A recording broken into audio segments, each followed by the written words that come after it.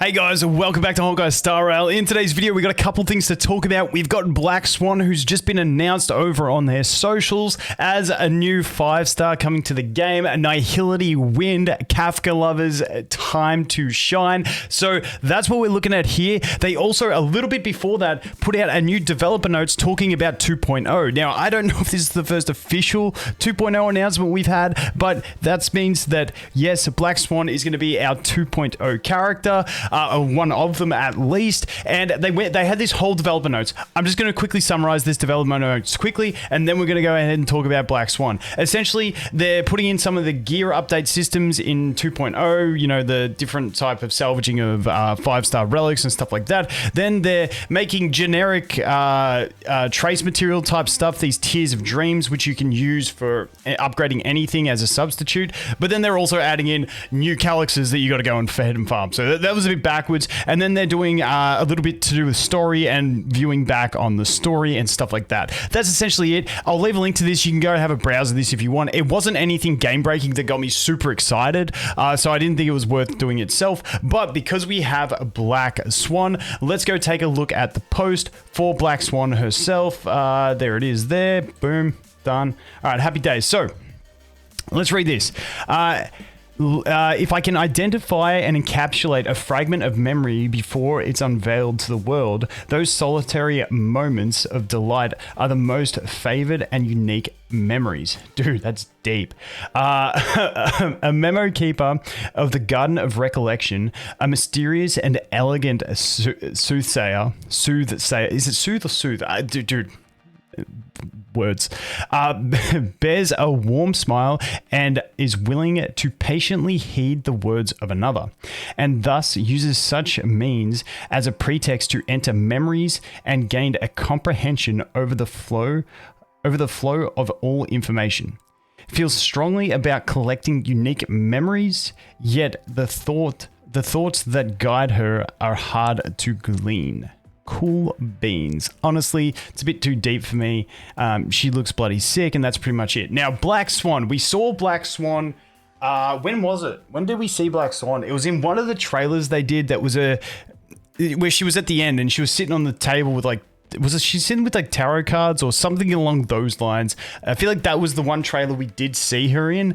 But damn, I mean, dude, the people summoning for Ruan May in 1.6, you got to start saving. Luckily though, we do get her in 2.0, and let's face it, 2.0 means 2.0 events, and hopefully 2.0 freebies, new world, which means lots of new free Stellar Jades to come with it, and we should be eating pretty good for when Black Swan comes. Now, that's what I'm thinking. I'm hoping a lot of people will be able to save up for her if they want her. Now, what I'm really curious to see, because this is the first 5-star Nihility character we've had that has the potential to help Kafka. Because since Kafka came, she was a good unit. You could run Hyper Kafka and it was perfectly fine. We had a bunch of 4-stars that slotted in. And, you know, since her release, like she released with Luca, who was a good option for her. We obviously had Sampo.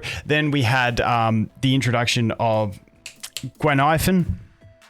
And, you know, we had all these other options coming in the 4-star method, but we've been hanging out. And this has been my thing the whole time with Kafka, is that she's been hanging out for that 5-star Nihility character. Now, I am desperately hoping that Black Swan is damage-based Nihility and not support-based Nihility like Pella and Silverwolf, because that's what we need for Kafka. The Kafka users, we need that. Now, what would also not surprise me is that if she does become a damage-dealing Nihility unit, I reckon we could expect Kafka to be alongside her or in patch 2.0 as a rerun.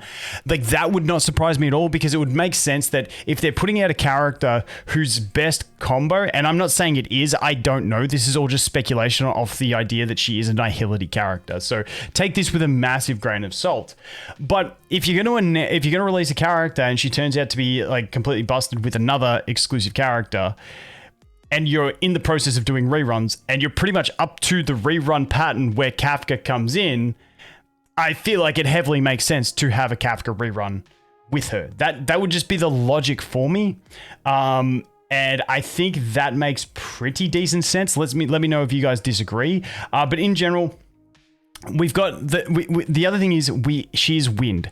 So windbreak, we know windbreak is good dot, so that also helps with Kafka. So when you look at this character just based purely on being nihility and wind, I feel like we've got to have that Kafka synergy. But then that begs the question, if that's the way she does play, is Kafka the only way to play her? Which I would also hope not. So it's this weird situation we get into with the introduction of characters like Kafka and also Topaz to an extent, where now whenever a dot dealing character comes out, you think, well, are they going to work as well without Kafka, or is Kafka going to be necessary for them? Same with follow-up characters. Now, if you don't have Topaz and a follow-up character comes, well, are you basically not getting the full character because, you know, you don't have Topaz and you don't get the full extent of what that character can do? Now, obviously, with every character that comes out, other 5-stars are going to be the best combos with them, but these ones are more specific to it. But for instance, a lot of characters, you know, you want to run with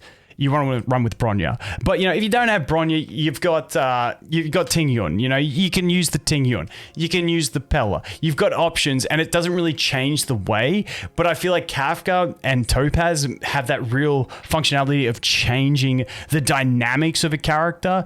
And that's what I really love, is like, what are they going to offer? So I'm so curious to see whether she is just like, you know, you got Kafka or not, or whether she's going to be really, really viable on her own. And once again, we've just got to see if she's a supportive or a damage dealing type nihility character. But being that she is wind, my money is definitely on that she's going to be damage based. Nihility has, you know, if you're a dot dealing nihility, if you're a nihility, wind character, with how strong that dot is, I feel like you want to be sort of playing on that dot of the wind shear and really maximizing its potential. But that is my thoughts around Black Swan. I think she looks absolutely amazing. I definitely think there's going to be a lot of people out there summoning for Ruan Mei and then instantly stopping and saving everything they have for 2.0 to get this character. Hey, even without Kafka, I think there's going to be a lot of people summoning. But like I said, I can definitely expect Kafka to be run if she does turn out to be a dot damage dealer. But those are my general thoughts.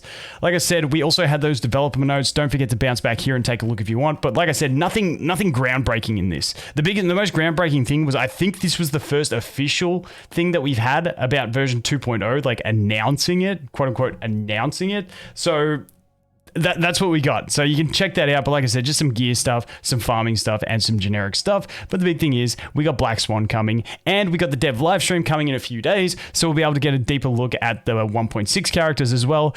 We're eating good. Anyway, guys, that is going to be it for this one. Thanks for watching. Hope you have an awesome day, and I look forward to seeing the next one. Cheers.